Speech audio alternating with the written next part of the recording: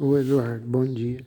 Cara, o presidente precisa refutar as falácias que o Lula solta nos debates, senão fica complicado. O Lula fala uma asneira lá do tamanho de Júpiter. O Bolsonaro não refuta. Por exemplo, ele falou sobre a economia. Quando o Lula governou o Brasil, nunca o mundo viveu uma fase de tão vacas gordas como naquela época. Você deve se lembrar. O mundo todo crescia naquela época. Para você ter uma ideia, não teve nenhuma economia que quebrou na época que o Lula foi presidente. Não teve uma economia que quebrou. Seu pai precisa falar isso. Não teve um país que quebrou na época que o Lula foi presidente. Nunca foi tão favorável para ser presidente de um país como o Lula foi naquela época. Mas o que ele fez? Ele organizou o maior esquema de corrupção já visto. Nem com tudo favorável ele conseguiu fazer o país crescer, apenas num ano. Mas e depois que ele saiu, foi como sabemos, corrupção e o maior esquema de corrupção e o país com milhões, mais de 10 milhões de desempregados.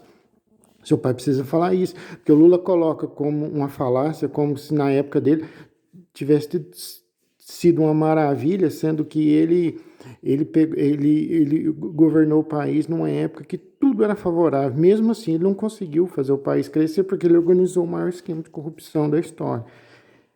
Sobre desmatamento também.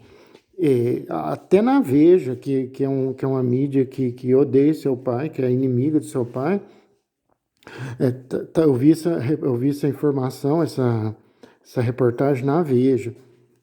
Tá na Veja lá, que no governo FHC e no governo Lula foram os governos que tiveram mais desmatamento. Eu acho que chega quase praticamente o dobro de desmatamento no governo Lula, que está tendo agora no governo Bolsonaro. A Veja escreveu isso. Governo Lula, tal, tem quase o dobro de desmatamento do governo Bolsonaro. Até a Veja escreveu isso, para você ver. Se o Lula fala lá uma mentira, seu pai não refuta, que ele fica como uma verdade. Aí não tem como.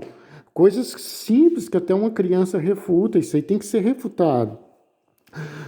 Mostrar que quando ele governou o país, nunca foi tão fácil para governar um país, porque era tudo favorável, o mundo vivia uma época de vacas gordas, todas as economias cresciam, não teve uma economia que quebrou, então era muito fácil. Os investimentos aqui no nosso país eram abundantes, era muito fácil para crescer, nem assim ele conseguiu. Isso tem que ser falado.